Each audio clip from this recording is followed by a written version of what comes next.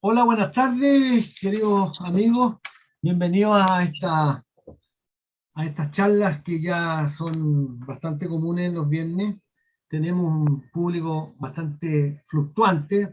Comentábamos recién con Cristian que parece que ya la gente, con esto de no estar encerrado, prefiere salir a estar al aire libre, que es lo que es normal. Voy a presentar a Cristian, nuestro invitado. Cristian Leito, documentalista, productor y guionista, estudia comunicación audiovisual en el Instituto Arci entre 1983 y 1987. Y al año siguiente se incorpora al Canal 13 de televisión como asistente de dirección. Inicia así una fructífera carrera en este y otros canales participando como productor ejecutivo en conocidos programas de corte documental y periodístico como Bajo la Cruz del Sur. También trabajó como productor en el programa Al Sur del Mundo. Y nos conocimos nosotros un poco antes en un programa que se llamaba La Cámara de los Comunes el año a fines de los 80, sí, principios de los 90. Con la edición de la serie documental Los Patiperros, emitida por Televisión Nacional entre el 97 y el 2000, gana numerosos premios. En sus 36 capítulos recoge testimonios de la vida de los chilenos repartidos por el mundo, en particular ciudadanos que optaron por el camino del exilio o fueron obligados a ello. Otra serie de televisión realizada con posterioridad, Inmigrante del 2002, Apasionados 2004, y a pesar de sus éxitos en la pequeña pantalla, su vocación dominante es el documental cinematográfico, que comienza a desarrollar en El Tren del Desierto, que dirige y produce en 1995, y que recibe el premio del mejor cortometraje en el Festival de Cine de Viña del Mar de 1996, y distinciones en los festivales de cine documental de Marsella y de cine latino de Chicago. En el 2000 realiza la ambiciosa trilogía El Cuerpo de Chile, con guión del escritor Marco Antonio de la Parra, que apunta a mostrar los signos de descomposición moral del ser chileno enclavado en la realidad de la sociedad de consumo con sus signos de ansiedad y sufrimiento. El documental siguiente, Nema Problema, aborda el drama vivido en Chile, supuestamente, asilo contra la opresión, por una veintena de refugiados serbios que han huido de la guerra de Yugoslavia. El más reciente y más celebrado subfilm, El Corredor, es un canto a la potente voluntad de superación de un simple empleado público de cada mañana durante años, ha cubierto y cubre todos los más de 20 kilómetros que separan su casa de su sitio de trabajo, corriendo una verdadera maratón. Una aventura cotidiana, un tanto extravagante, que tiene un trasfondo de conmovedora pertenencia humana. Un hombre gris transfigurado transformado por una irrefrenable pasión. Leighton es asimismo un apasionado de lo suyo, cree firmemente en la salud actual y en el porvenir del documental chileno, del cual es, a pesar de la brevedad de su obra, uno de sus más lúcidos y prestigiosos representantes. Comparte la tesis de Ken Loach sobre sus perspectivas y posibilidades pese a las amenazas del mar de géneros y subgéneros, reportajes, crónicas, videoclips, cámaras indiscretas, etc., que parece que si quisieran ahogarlo. El 2000 funda junto a otros cineastas la Asociación de Documentalistas de Chile. El año 2009 estrena el documental más personal de su carrera, Kawasa-san. No conozco esa película, ahí vamos a hablar de ella. Y ahora está con su más última obra, una serie en Netflix que se llama Colonia de Dignidad, una secta alemana en Chile. Buenas tardes, Cristian, gracias por recibirnos y aceptar en tu agenda apretada con esta cosa de que estás lanzando y que estás promoviendo tu serie. Me imagino que estás súper atareado con esto y gracias por aceptar la invitación y estar aquí con nosotros. Gracias Ricardo. Bueno, sí, ha sido bastante impresionante el fenómeno de la plataforma mundial de Netflix. Creo que nunca pensamos que iba a tener ese impacto, por lo menos en Chile, a nivel no solamente como de visionados, sino que de comentarios, de gente que ha reflexionado y que de alguna manera es un espacio para el documental. ¿Qué tipo de documental es algo que podríamos conversar? Ahora, mira, a mí me gustaría que empezara la conversación con que nosotros nos conocimos justamente gracias a Alejandro Schlesinger, que nos convocó a trabajar en esa serie increíble de reportajes que se llamaba La Cámara de los Comunes, que era una mezcla entre reportaje y documental, tenía algo de documental y era un cambio paradigmático en lo que se hacía en la televisión en ese tiempo. Claro. Pero creo que así es. Y después nos emigramos a la productora de Pancho Guía. Del Pancho Llea, donde trabajamos en el sur del mundo y Bajo la Cruz del Sur. Cuéntame un poco, ¿cómo ha sido cómo tú crees que ha sido ese camino del documental de conquistar la televisión de alguna forma? Porque yo me acuerdo que nosotros conversábamos mucho acerca de esto y que era muy difícil meter el documental en la televisión porque había una suerte de resistencia desde los ejecutivos en relación a que el documental era como fome, lento y no tenía este elemento de show. Entonces, yo creo Mm, que eso en algún momento la televisión compró y por eso Al Sur del Mundo duró 10 años en pantalla. mm. ¿Cómo fue esa época y cómo ha ido cambiando, tú crees, esa cosa desde la Bueno, yo creo perspectiva? que en el momento que nosotros entramos, la verdad que después se desarrolló bastante el lenguaje documental. Yo ya hablaría del lenguaje documental en la televisión. O sea, todos los programas un poco fueron incorporando cierta como puesta en escena documental. Y tú te tocó participar de eso. Y a mí también, en sucesivos proyectos, diría a finales de los 90, ya comienzo del 2000, ya existía ese espacio para el documental, pese a que estábamos llenos de reportajes y, como tú dices, de la guerra por el rating, en fin, de todos los géneros, el docu reality, todas esas cosas que empezaron a pasar. Eh, y fue un proceso, pero yo creo que fueron algunos años nomás, y después ya, diría que hace rato, digamos, hace 5 o 6 años, yo creo que el documental, lo documental, este lenguaje que yo diría, empezó un poco a desaparecer, un poco, eh, ya no fluyó tanto con la televisión abierta, obviamente, porque estaban otras maneras de abordar la realidad y otras maneras de contar la historia donde lo documental ya no tenía mucho espacio, y a mí me tocó eso como director. O sea, viví un poco también la caída en su momento. Pero yo creo que las plataformas han logrado al menos tensionar a la televisión abierta en algunas cosas que me parecen interesantes. Es decir, el tema del visionado. O sea, hoy día tú ves un programa de televisión, incluso un documental, y la verdad es que el visionado está bastante, bueno, aparte de los comerciales, las tandas, el, todas las viñetas que tiene y los anuncios sobre la imagen son impresionantes. Yo me acuerdo que la última serie que hicimos, eh, todos los capítulos, la verdad que lo que más yo veía era Julio César Rodríguez, que estaba en una viñeta arriba, y ahí, entonces, era Julio César Rodríguez y el programa. Entonces, con todo respeto de Julio César Rodríguez, digamos, Con mucho respeto, con mucho respeto. con mucho respeto, como dice. Porque él estaba ahí, digamos, esta invasión de la pantalla documental con otros programas, y yo creo que la televisión abierta se empezó también a acabar su propio funeral, en el sentido que yo creo que estaba muy complicado porque las plataformas encontraron una manera en que la gente primero tenga el uso del tiempo a su disposición, que se respete, digamos, porque no lo tiene, digamos, pero los canales empezaron a no respetar los horarios de partida de los programas, los suspendían, los cortaban, los cambiaban de día. Es decir, todo eso yo creo que fue afectando al propio fenómeno de la televisión. Y el documental, en ese sentido, siempre va a estar como cine independiente, desarrollándose afuera. Hoy día hay un movimiento documental básicamente dirigido por mujeres, que es muy importante en Chile. Yo diría los últimos 10 años, la mayoría de las películas son de directoras.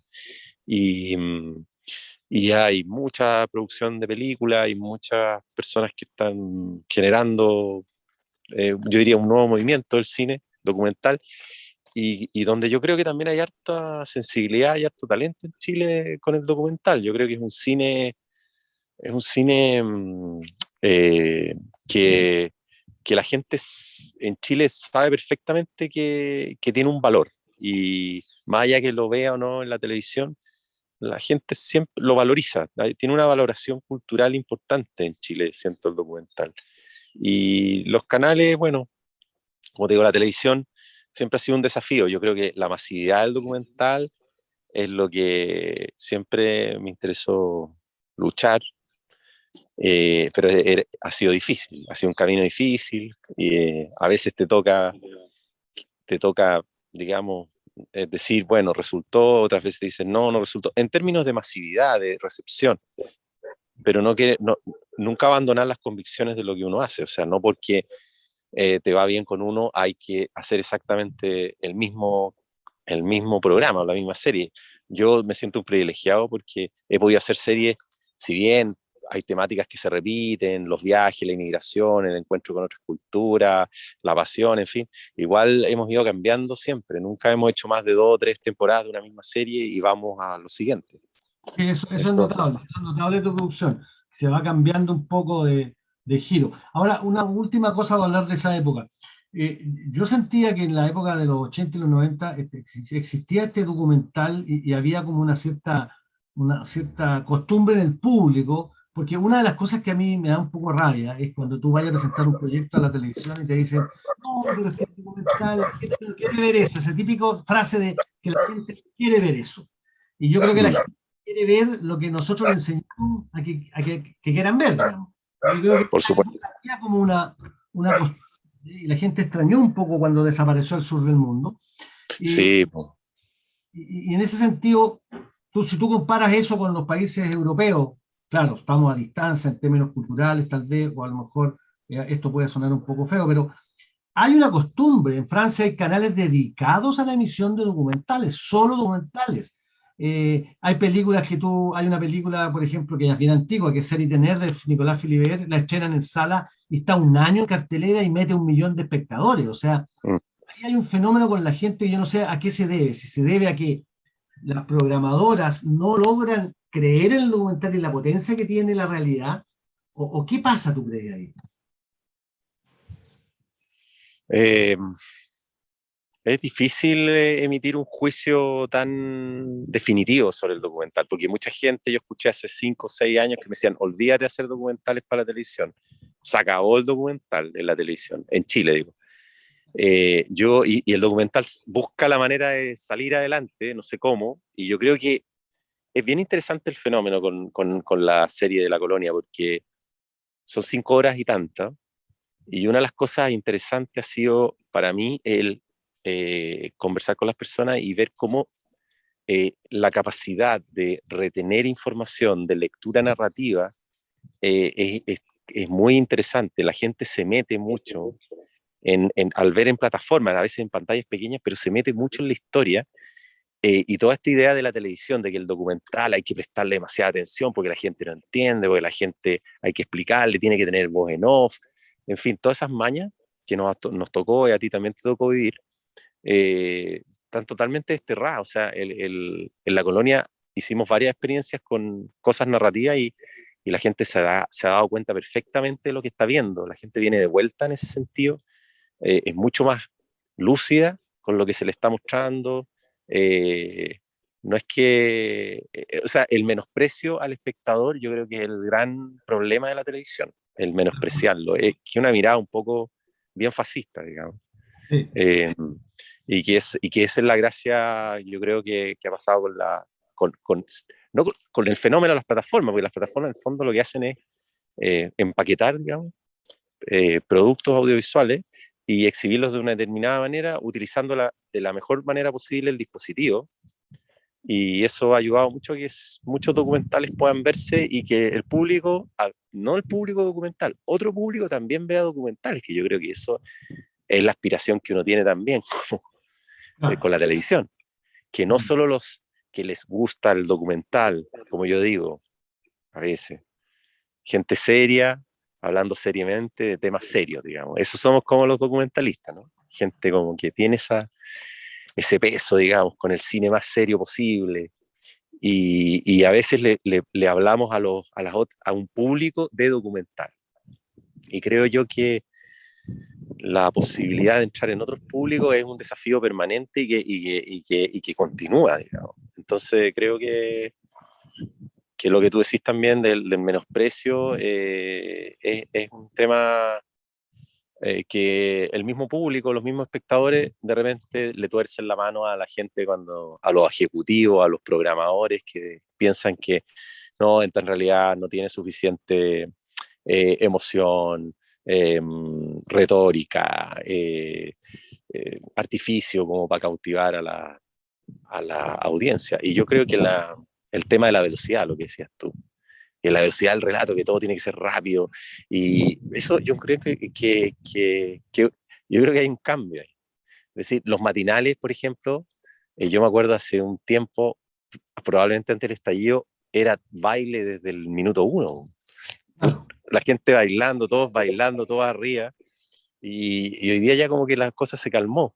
Hay hay fenómenos culturales que empiezan también a influir sobre el mismo visionado de los materiales audiovisuales. Yo tengo ahí hay algo que está pasando. La duración de las cosas, que tú puedes hacer obras de duraciones más distintas. Yo creo que la vuelta del cortometraje también es importante. Como el cortometraje yo creo que va a ir entrando cada vez más. Ahora sí, ahí Porque, pasa. Dale, dale, dale. no, eso.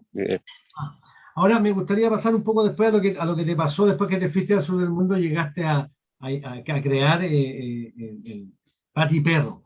Y en ese sentido me gustaría saber cómo tú evalúas este gran impacto que tuvo Pati Perro. ¿Dónde estaba la clave de que Pati Perro, de hecho yo tuve la suerte de, cuando parece que tú ya no estabas, de dirigir dos Pati Claro, Perro, que para mí fue notable participar en dos, dirigir dos de esos capítulos dentro de esta serie gigantesca, pero claro. había algo en el formato que era muy atractivo. ¿Qué crees tú que pasó que a la gente le llamó tanto la atención, Pati Perro? ¿Qué había en Pati Perro? Y que en el fondo es la clave de por qué los documentales son importantes y por qué deberían estar en la televisión abierta. Porque yo creo que el documental de alguna manera de repente suelta ciertas convenciones. Como que parece un género convencional, pero no lo es tanto. Entonces de repente como que suelta, hay convenciones que de repente se relajan y de repente ya no hay voz en off y de repente cada plano dura más, que lo que uno prevía que iba a durar. Perdón, aquí hay mundo animal dando vueltas. Y Hay documental. hay documental, siempre la realidad está entrando por un costado.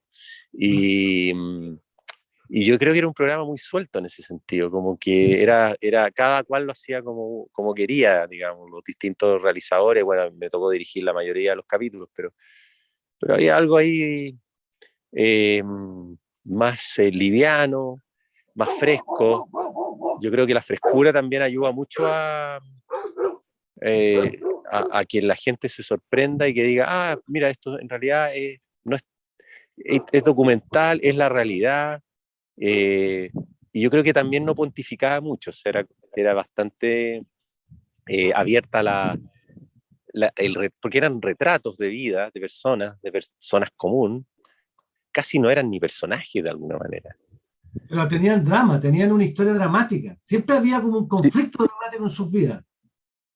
había que detectarlo y desarrollarlo un poco, pero un poco nomás, tampoco era mucho, pero había algo que te permitía detectarlo como en la cotidianeidad, Mm. como que poníais la cámara en la cotidianidad y no sé, se empezaba a asomar un conflicto básico, muy fundamental, de, por ejemplo, vivir fuera de Chile, querer volver, pero también tener una familia, en fin, todos los problemas de inserción que tiene el inmigrante, porque finalmente era una serie sobre emigrantes. Y ese tema siempre pasan cosas. En la historia, el inmigrante está sometido a todo lo que significa el cambio de vida, que son experiencias muy fuertes. Hay gente que tiene que reconstruirse en ambientes culturales distintos al de donde creció y bueno, toda la historia del origen y quién soy y la identidad. En fin, creo que Los Patiperros era un programa, como te digo, suelto y muy fresco y sin grandes pretensiones formales también. Es verdad. No había Ahora, una formalidad. los patiperros como te dio como un empuje para hacer una serie de Sí, documentales que tenían que ver con historias humanas. Creo que había una que se llama Inmigrante, una de gente que llegaba a Chile, después te sí. fuiste, llevaba ya a una persona que tenía Santiago como no es Chile. eso, que tenía una vida distinta y lo llevaba ya a un mundo totalmente distinto al de él. Sí, Era un documental interactivo, así que en el choque de esta interacción que nunca se habría dado, se producía un fenómeno narrativo interesante. sí, sí. Era más formato ese, estaba más explícito el dispositivo. Y el dispositivo era que la persona viajaba, pero además no sabía dónde viajaba ni con quién iba a encontrarse. Y eso le daba un vértigo a la experiencia inicial, al arranque de la dramaturgia. Y eso yo creo que le fue muy interesante. Y, y eso es divertido porque muchas veces uno completa las ideas. Es decir, uno tiene las ideas de hacer series o documentales y la interacción muchas veces con los personajes te determina cosas. Me acuerdo que cuando hicimos la primera experiencia, el personaje me dijo, oye, pero sería bueno que yo fuera, pero no saber dónde voy. Él te indicó, él te dio el Claro, dato. claro. Y dije, qué interesante, sí, pues, en realidad.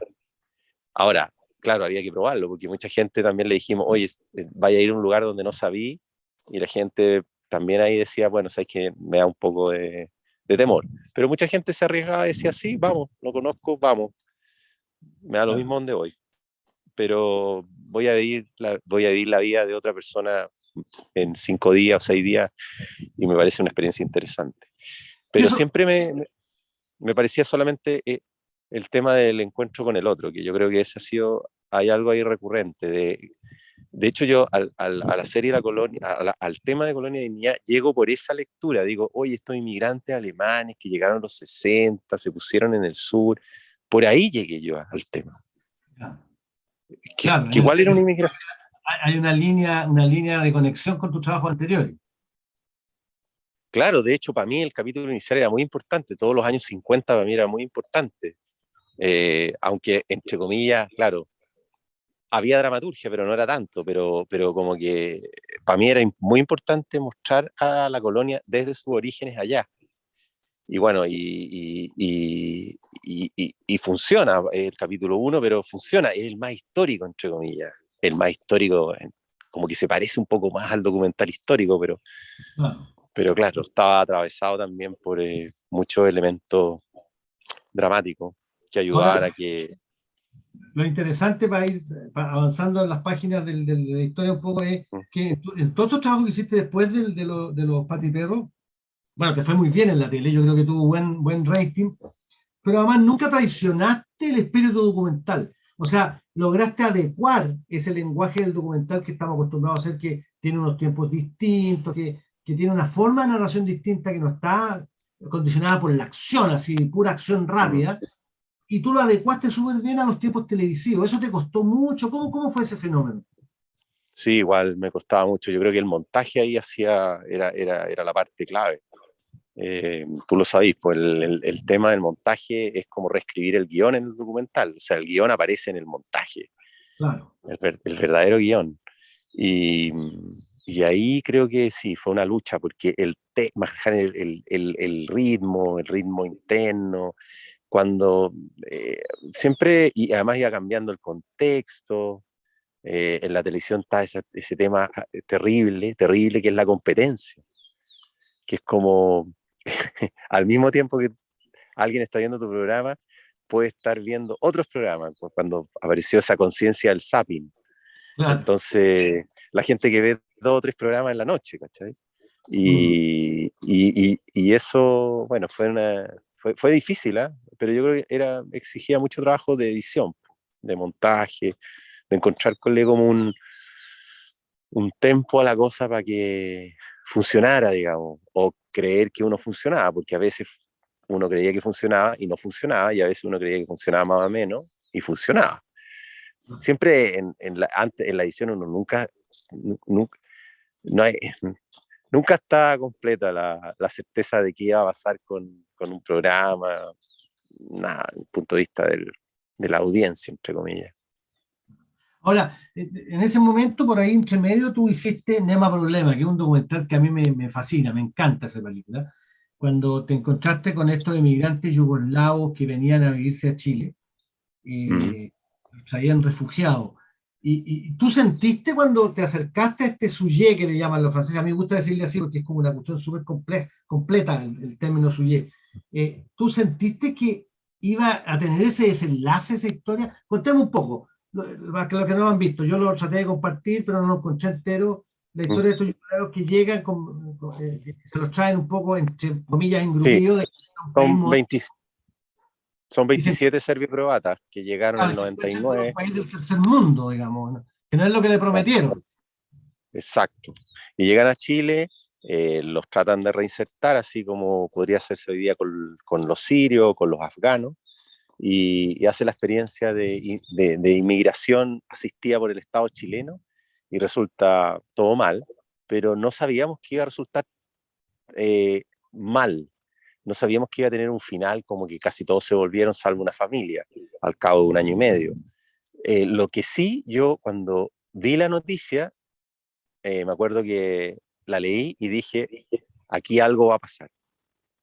O sea, aquí algo va a pasar. O se Aquí hay van a una semilla, adaptar, aquí hay una semilla. claro, claro, pero no sabía, era como experimentar igual, porque era seguimiento, y tú sabes que el seguimiento tiene ese problema de que uno sabe cuándo parte, pero no sabe cuándo termina, y el problema siempre que tiene el documental, uno de los problemas del documental es el final, porque, porque la gracia de la ficción es que uno escribe un final, malo, bueno, pero igual le da forma de final. En cambio, el documental casi nunca coincide con un final, no tiene forma. Como que, Como dice el maestro Chasquelpa, acuérdate, decía, los documentales se abandonan, no se terminan. es verdad, gran frase. ¿Sí, po? Los documentales se abandonan, no se terminan. Ahora, es increíble porque en esas partes finales de esa película hay una radiografía del Chile neoliberal espectacular. O sea, cuando esos cuatas dice, oye, le dice, aquí no hay salud, aquí no hay educación, aquí no hay nada, nada, estamos solos, dice. Es impresionante esa declaración del yugoslavo que está hasta aquí.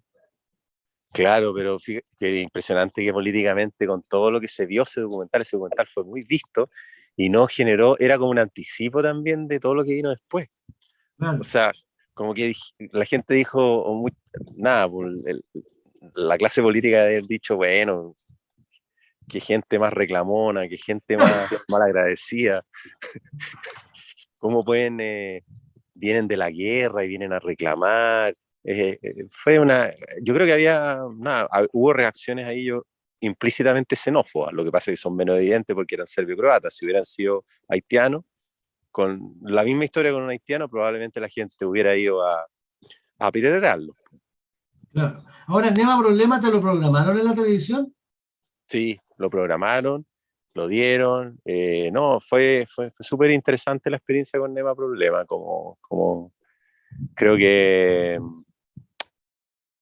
eh, fue un seguimiento además que, bueno, nada, es una historia triste igual, porque creo que fue un proyecto súper interesante de las personas que lo llevaron a cabo, que era gente como muy empática, la gente de la vicaría de la vicaría, eh, y gente que puso todo lo que pudo, pero no tenían el apoyo del Estado, no tenían infraestructura, no, el Estado no puso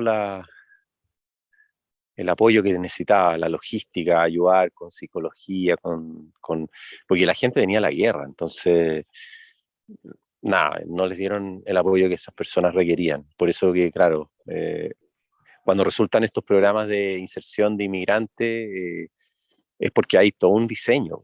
Los alemanes cuando abren su frontera tienen exactamente, saben lo que quieren, cómo van a recibir a esas personas y le ponen, hacen planificación. Pues acá no se hace eso, porque finalmente yo creo que tampoco están muy seguros de si necesitamos personas que vengan de afuera, de cómo somos muy isleños también. Sí. Entonces, Oye, vamos a mirar siempre. disculpa que te interrumpa, Cristian. En ese sentido, con lo que me estáis contando, me gustaría que me dijeras tu opinión acerca del realizador documental. ¿Tú creéis que el realizador documental, con todos los trabajos que tú has hecho, que tienen en el fondo una postura, hay una análisis de la situación política? Hay una responsabilidad desde la perspectiva de narrar cosas que tienen que ver y que contienen un elemento político y de razonamiento de la sociedad en la que estamos, una crítica, digamos, al modelo en el que vivimos, ya sea cualquiera, podría estar en Corea del Norte y hacer una película contra lo que está ocurriendo allí, digamos, a eso me refiero. Sí, yo creo que tiene una relación con la realidad que es responsable. Po.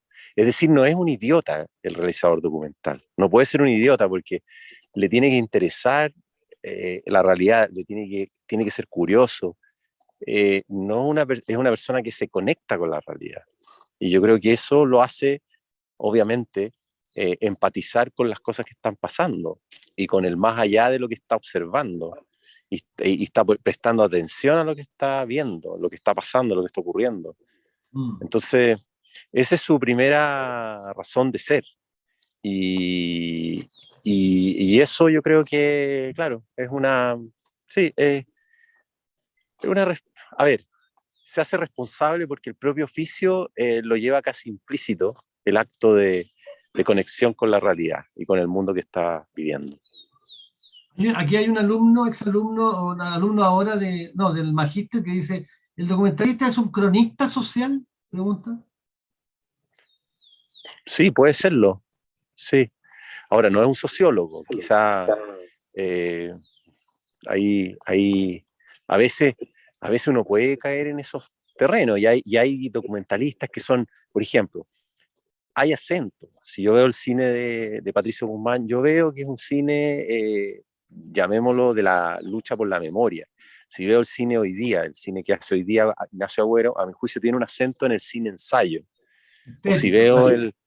el cine que hace Maite Alberdi, veo un cine que pone el acento en el lenguaje, en la narratividad, en los grados de narratividad que hay. Son acentos que ponen los cineastas y los documentalistas. Es muy libre en ese sentido el género.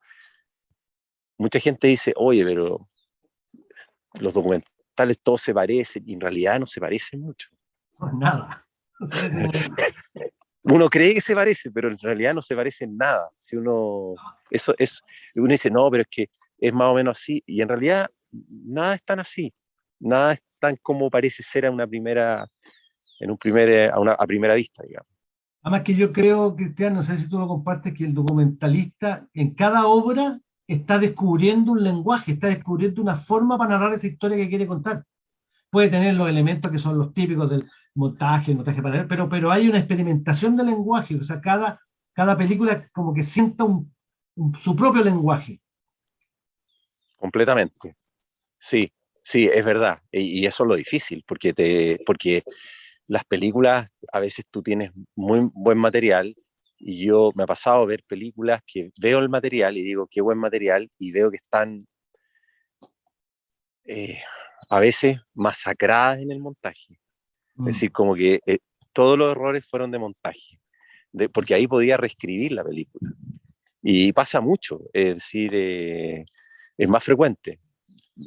Yo he visto mucho eso últimamente, me he fijado mucho en eso, en los materiales y en cómo esa aproximación de repente en el montaje, que se supone que es el lugar donde además donde uno encuentra la película, Sí, a veces el realizador se pierde en el montaje y desaparece y no encuentra y se le perdió la película. Y eso también tiene que ver con los tiempos, ¿eh? A veces tiene que ver con el tiempo, con el contexto. Es decir, cuando estáis siguiendo sobre todo una coyuntura, algo que pasa, que es medio noticioso, y lo empiezas a seguir como un cronista, y de repente abandonas, digamos, la historia, ¿en qué momento la vas a tejer? ¿En qué momento la vas a montar? ¿La vas a transformar en película? Y a veces esos tiempos te precipitas o te demoras mucho. El tema del tiempo es muy importante, creo yo. oye, después de eso encontraste, como ya acercándonos a la colonia, después de eso encontraste a... Espérate, Celso te hace una pregunta aquí, déjame antes, que me importa mucho más lo que hable la gente que lo que hable yo. ¿El tema central del documental se elige o te llega? Pregunta Celso. Yo creo que, yo creo que te llega. Te Así llega es. porque estás trabajando con una cierta sensibilidad, o sea, no te llega cualquier cosa, digamos. No es que de acuerdo a tu sensibilidad te interesan más cosas que otras, pero te sorprenden, digamos. Igual te sorprenden. Yo creo que uno tiene que ser sorprendido por la historia, ser desbordado por la historia. Y ahí como que uno reacciona y dice, oh, increíble, y más, y te empieza un poco a enamorar del tema. Eso, hay un enamoramiento sin duda con un tema, una particular realidad. Uno Ya, empieza a soñar. disculpa que te interrumpa. En ese sentido, para citar una película tuya, ¿cómo te llegó El Corredor y qué fue lo que te llamó la atención detrás de esa historia, de esa pequeña anécdota de un señor que se viene de su casa a su trabajo corriendo y corre 40 kilómetros? ¿Un señor que vive dónde? San Bernardo. En San Bernardo. Si viene de San Bernardo a Santiago, al centro de Santiago corriendo. ¿Qué es lo que viste? ¿Qué sentiste que había detrás de esa historia que te pareció interesante? Narrar. O sea, vi una pasión, pero también vi a alguien muy apasionado por hacer algo, pero vi a alguien que estaba como haciendo una pasión como de alguna manera al límite. O sea, como que hay un grado, a ver, lo voy a decir de una manera, no sé, media psicológica, pero es hacer algo loco para evitar, para evitar volverse loco. Es decir, hacer locuras para no caer en la locura. Que dicen Perfecto. que es el lugar de los borderline, ¿no? Que es Claro. como, que, que es como también lo que les pasa a los montañistas, o sea, los montañistas que van al Everest. Yo encuentro que hay un grado, es deporte, pero también es locura. Loco, sí, está al lado de la muerte. Es tentar a la muerte. Totalmente. Entonces uno dice, no, pues si es un deporte extremo, yo creo que le ponen deporte extremo, pero en realidad es algo que raya con, hay algo psicológico ahí. Mm. ¿Y cómo le fue a esa película? Al corredor muy bien, fue muy importante y además me lo han dicho mucho gente de la generación nueva de documentalistas, que El Corredor es una película que les influyó mucho. Eh, a mucha gente que se formó en los años del audiovisual, en los 2000. Ya. Fue una película que llegó mucho ahí a la generación que hoy día tiene 40 años, por ejemplo. Ajá. Que era como porque era mucha observación, mucha reiteración de los ritos. Además, lo que me impresionó mucho al conocerlo era esta cosa de que todos los días hacer lo mismo, de manera como reiterativa, obsesiva, El todos lunes los a días viernes. correr, de lunes a viernes correr, no fallar, es decir, no sacar la vuelta, hacer todos los días lo mismo y ser riguroso en hacerlo, me pareció impresionante, ¿no? Oye, escúchame, ¿y nunca se inscribió en una carrera profesional para ganar alguna maratón de competencia? Con No, ese entrenamiento. porque corría largas distancias, corría ultramaratones, que son 3 maratones. No, encontraba que la maratón era muy corta. Ah, ya. Claro, la maratón es 42 kilómetros. Entonces me decía, no, es muy corto. Para él, la ultramaratón era Santiago Viña, eso era lo mínimo. Pero a él le gustaban las carreras de 12 horas, 24 horas, 48 horas. Wow. Entonces, esa es la obsesión. Y espérate, ¿y sigue? Eh, sí, sigue corriendo, sí, hasta el día de hoy. Vaya. ¿Y esa película cuánto te demoraste? Como 3 años, 2, 3 años, que es lo que demora más o menos un documental en general, ¿eh? Largo, se demora 3 años. Leí al otro un productor que ese era el promedio en general de los documentales. O sea, yo con el sabio de la tribu me demoré 10. Así, Por imagínate. eso, por eso. 3 normal, pero te podéis demorar 10. Claro. Oye, te pregunta Celso aquí, ¿la exposición actual de Netflix te permitirá, con tu obra de la Colonia Guinea, te permite tener tus títulos antiguos en la plataforma? No, no necesariamente. No, no tiene nada que ver. Ya. No tiene nada que ver. No, no necesariamente, digamos. Ya, Hay que perfecto. ver, porque las plataformas yo creo que igual van a ir evolucionando. No sabemos hacia dónde van. No, y si llegaron para quedarse además. Claro. O sea, que es Entonces, extraordinario que tú, una película que tú la estrenabas y tenía, no sé, el caso de Scaiosi, de ficción, que estrena la última película y la ven 7.000 personas, llega la pandemia, la meten a onda media y la ven 170, 180.000, 200.000 personas. impresionante. Claro, o sea, Sí. increíble. Ahora, pasando ya a tu último trabajo, de lo que hiciste en Netflix, ahora en Netflix, La Colonia Guinea. Claro, si uno la analiza, y yo cuando la vi pensaba eso, ¿ah? Como de formación profesional. O sea, esa historia en sí tiene la estructura dramática de una película, ya la tiene, ¿sí? Con todo lo que le pasó al gallo, con todo lo que lo descubrieron, o sea, tú sabías el final, lo que iba a pasar, o sea, estaba ahí la estructura. Pero además tenía otros elementos que ya te llamaban la atención. ¿Te costó mucho encontrar la forma de producirla? ¿Tuviste que hacer un experimento distinto? Porque creo que la tuviste que negociar con los alemanes. ¿Cómo fue esa experiencia? Sí, fue una experiencia súper compleja, muy larga, muy difícil. por fase, todo por fase. Fue un aprendizaje, pero del punto de vista de la producción, porque hubo una versión para Alemania, una versión para arte, Francia, y la versión internacional, que es la de Netflix, que es la más importante. O sea, hubo versiones. Y, y claro, la versión de Netflix, que era la que más me interesaba, porque era la más completa, la de mayor duración, eh, fue difícil llegar ahí. Pues. Y también para Netflix fue un proceso, porque pasó una unidad de trabajo interior de Netflix, después pasó a otra unidad, después pasó a otra, llegó por Alemania y terminó en el área que maneja sobre todo los documentales a nivel, el área, digamos, de contenidos de Netflix para Latinoamérica. Así todo fue un estreno mundial. Es un aprendizaje, una evolución, una tensión, pero,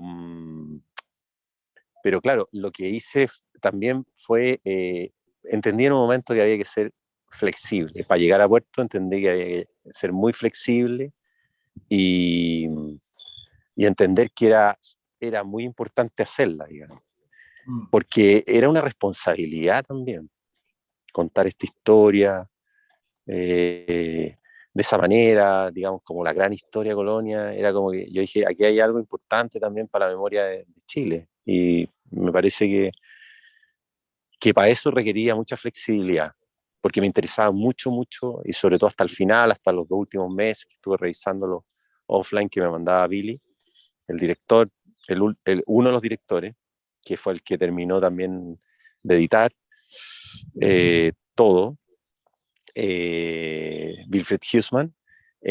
Claro, siempre sentía que por lo menos desde el punto de vista estaba siendo reservado, digamos, y eso era importante.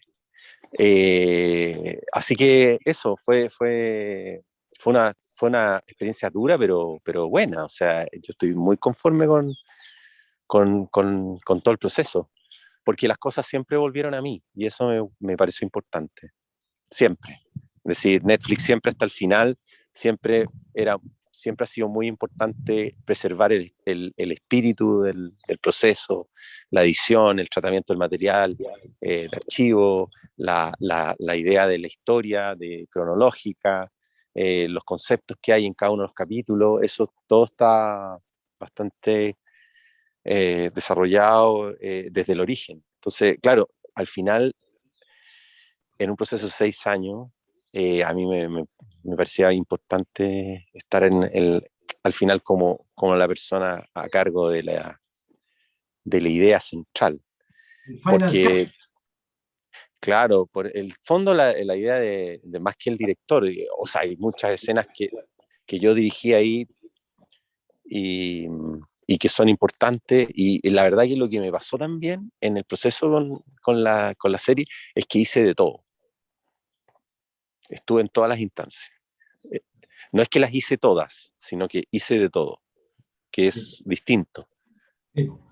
Oye, una pregunta que he escuchado, no es mi opinión. Yo cuando vi la película, la serie, la vi completa. O sea, la empecé a ver Uh-huh. el día viernes y la terminé de ver el sábado en la noche. Sí. La vi todos los capítulos de una. Porque me apasioné con el material, encontré que había un material inédito en términos de material de archivo que yo jamás había visto, y tú sabes que uno ha visto mucho. Yo soy un Sí. creador de imágenes, y había cosas que me sorprendieron, que yo dije, ¿de dónde sacó esta imagen este gallo? El cristiano, que no la había visto. Pero he escuchado algunas críticas, y me gustaría saber tu opinión en relación a que hay un tratamiento a ciertos personajes que están presos y que están narrados como un pobre abuelito, como inocente, como que no, que los malos no están tratados como malos malos. Yo entiendo de dónde, pero me gustaría saber cuál es tu opinión acerca de responder un poco a esa crítica, que yo no la comparto, ¿eh? Yo no la comparto, pero la he escuchado. ¿Qué pensáis tú de eso? Bueno, es que yo seguí un poco el método Lanzmann. Leí mucho sobre cómo aproximarse a los temas del mal y el horror. Creo que me preparé un poco y vi lo que habían los trabajos anteriores. El trabajo que hizo Gita Sereni, por ejemplo, con todos los jerarcas del SS alemán, Es muy interesante lo que hizo Vita Sereni por años. Y me adherí un poco a eso, que era la idea de describir cómo funcionaba la secta. Si yo quería describir la secta por dentro, necesitaba voces de adentro, más allá de que fueran buenos, malos, víctimas, victimarios, victimarios, víctimas, porque además la secta tenía eso, que no hay ninguna persona que no sea ni víctima ni victimario, son Sí, ambas son cosas. dos cosas. Sí. Entonces, en una parte de su vida siempre fue así. Entonces, me parecía que era muy importante para la descripción del fenómeno, la máquina, como decía Lanzmann, describir la máquina, era importante esa aproximación. Entonces no quise hacer aproximaciones, Querella. claro, porque era lo que había visto sostenidamente, tanto en Chile como en Alemania, como en Argentina, en que finalmente es más cómodo para el realizador, eh, eh, entra con una, o sea, puede serlo para el objetivo que se trace, pero el objetivo era describir cómo funcionaba, y para eso había que entrar a hablar con distintas personas que vivieron distintas generaciones. Entonces, es como cuando alguien dice, oye, pero esa persona estaba arrepentida o no estaba arrepentida, no le creo, pero bueno, ya ese no es problema de uno como realizador. Claro, exacto. O Exacto. sea, es como, si tú no le crees o encuentras que son todos malos, bueno, es tu idea, está bien, es muy... Pero yo creo que el documentalismo, enfrentado al tema del horror, creo que hay bastante historia ya, hay historia recorrida, digamos. Y, por ejemplo, los alemanes lo han hecho mucho, con el tema, no solo los alemanes, mucha gente que ha trabajado con los genocidios, también hay gente que ha abordado el genocidio armenio, estamos hablando de genocidios, digamos. Mm. O sea, eso yo creo que fue importante como distancia, como una cierta distanciación. ¿Sabéis la Yo, lectura que hago yo cuando muestras a esos viejitos? Yo los encuentro absolutamente, estaban totalmente seducidos. Había una tal fuerza en la maldad de este señor, de este jerarca, que los tenía totalmente, les tenía comido el coco en el fondo, dicho un buen chileno. O sea, nunca entendieron en lo que estaban, no se daban cuenta, le creían a ciencia cierta, o sea, era irrebatible. o sea, el Salo Luna dijo el otro día algo súper lúcido, le preguntaron por lo mismo y dijo, ¿a alguien le cabe duda de quiénes son? Claro, exacto. Yo lo encontré muy, Corta, muy como lúcido, dice, corta, corta. claro. Entonces, como diciendo, por favor, no ninguneen, lo dijo, no ninguneen a los espectadores, digamos. O sea, ¿a alguien quiere ser más enfático de lo que ya es suficientemente horroroso? Sí. Eh, es como, nada, Ahora, bueno, ahora me imagino que estás en la etapa de difusión de esto, no estás pensando nada nuevo todavía, o sí. no, no, estoy en el, o sea, o sí, Estás en la depresión no, algo postparto. nuevo, sí, sí, no, de todas maneras siempre algo para adelante, pero igual esto es como, en realidad, una experiencia interesante y bueno, yo siempre trabajo varios proyectos al mismo tiempo, no uno, porque bien sabemos que los proyectos se caen, Sí, pues, estamos llenos obvio. de proyectos. Hartos canastitos, hartos canastitos. Claro, lleno de proyectos, pero uno sabe que se cae uno y resultan muy pocos, entonces que siempre está como para no frustrarse también, Tengo como 20 porque guiones. uno, claro, qué bueno que los tenéis, porque se van a caer 19. Claro. No, es que esto tiene, amigo, esto tiene que ver con un humor que teníamos nosotros cuando trabajábamos juntos, que siempre estábamos bromeando con esas ideas, ¿no? Tengo 20 guiones, oye, Sí, que estoy teníamos muchas ideas. creativo. Estoy muy creativo ahora. Claro, Oye, el festival de la idea. claro, abriendo un poco para ya ir terminando, a ver si alguien quiere preguntarle algo a Cristian en el momento. La Pati Morales, que está acá, que es alumna, que acaba de hacer su primera obra documental. No sé si tiene alguna cosa que preguntarle. O yo, Hendrix, nuestro alumno cubano, que es inmigrante además. O Celso, o Frank. ¿Alguna pregunta? Sé que Cristian tiene Estoy otra muerto. cosa que Tengo atender. que ahora subirme al auto y viajar un poquito y estoy un poco con frío, pero feliz contesto una pregunta, Ahí si es viene, ahí posible. viene. Ahí viene una pregunta. Dice, la exposición actual, no. ¿Siente el camino coronado en esta etapa? ¡Wow! Celso te pregunta eso. No, para nada, para nada. No, todo lo contrario. O sea, me parece importante poder seguir haciendo, tener una próxima oportunidad para poder hacer otra cosa, pero no, yo no me siento para nada, ni coronado, ni maestro, ni nada. A mí me gusta hacer lo que hago nomás eh, y me gusta probar cosas nuevas también dentro de lo que puedo, no quedarme como pegado en una cosa. Me gusta siempre ir como avanzando, así que nada, creo que eh, ya eh, el volver a encontrar un tema y el volver a abordarlo siempre es una cosa que tengo como bien constante porque lo que me gusta, entonces, Y además, nada. que el documentalista es una persona bastante alejada del glamour del cine que la gente entiende, Sí, que es una persona que desaparece detrás del equipo de la cámara, porque lo que importa es lo que pasa adelante, ¿no? claro, yo creo que eso es súper importante. O sea, como dice Pato Guzmán, el documental no tiene glamour, No, no tiene. Eso es no tiene maravilloso. glamour. Sí, pues. Joendes te pregunta, ¿te ha pasado que iniciaste un docu porque te interesaba un tema y terminaste descubriendo otro y fue el que terminaste haciendo? Muchas veces. No tanto.